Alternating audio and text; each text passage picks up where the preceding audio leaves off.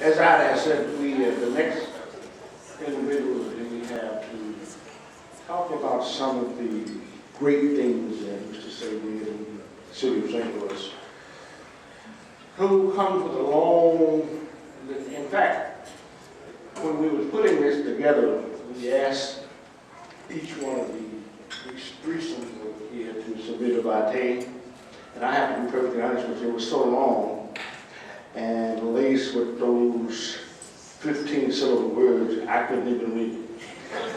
So what I'll just simply do is say to you that we are fortunate to have our first African-American police chief and our former mayor, who was the second African-American mayor, and there's only been two, so he was our second African-American mayor of the city of St. Louis, Mayor Clarence Harmon.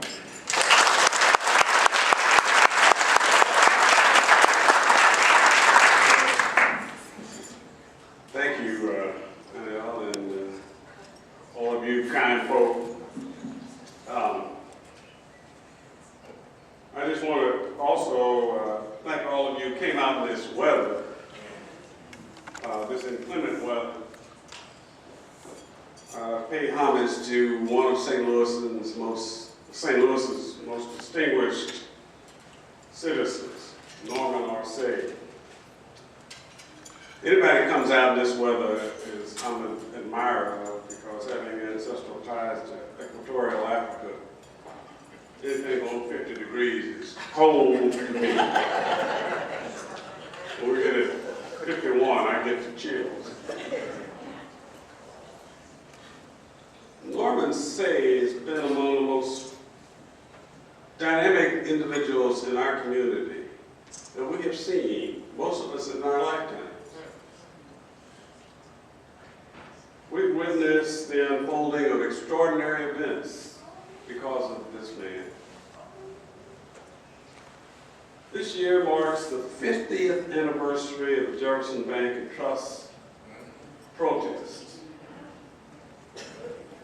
This was a seminal event in local history, for these demonstrations highlighted the injustice of a leading local banking institution, which, while a repository of the payroll funds for the city of St. Louis, refused to hire any African Americans as clerical employees.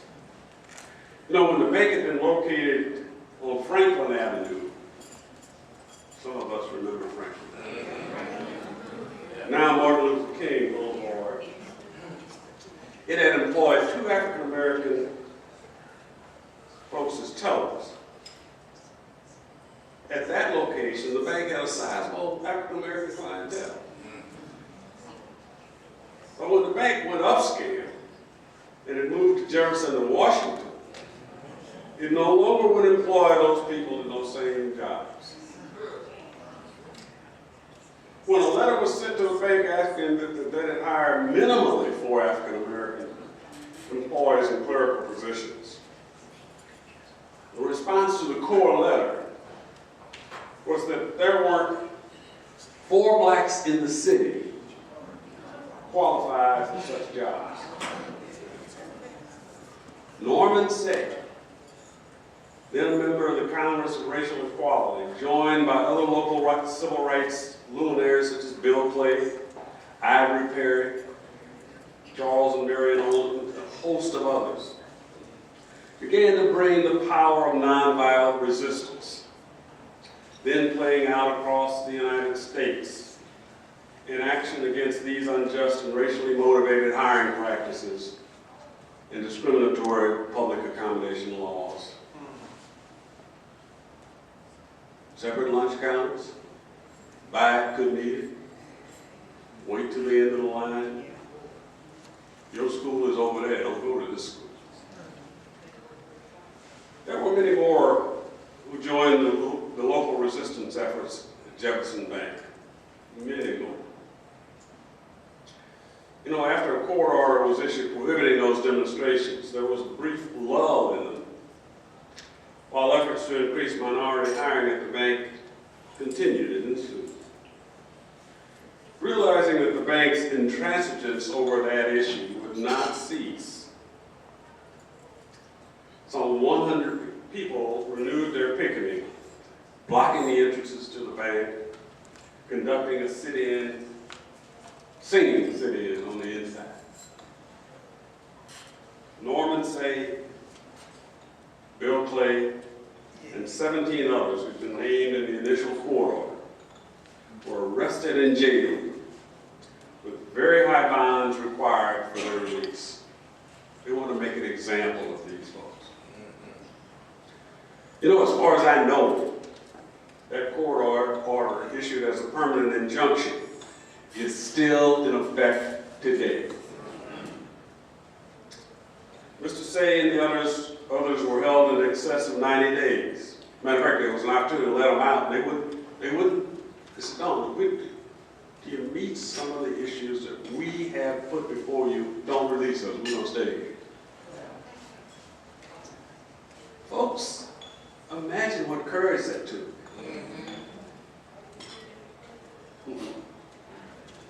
In 1964, Jefferson Bank finally hired 4 African Americans in clerical positions in the bank, bringing the protests to an end. You know, while these events may seem distant and insignificant to those of us who do not recall those difficult times, they heralded the arrival of a full-fledged effort in our community to purge the discrimination in employment, public accommodation, and education. That fight goes on. Norman Seay has gone on to apply nonviolent pressure to end discrimination in such areas as the police and fire departments, as we've heard.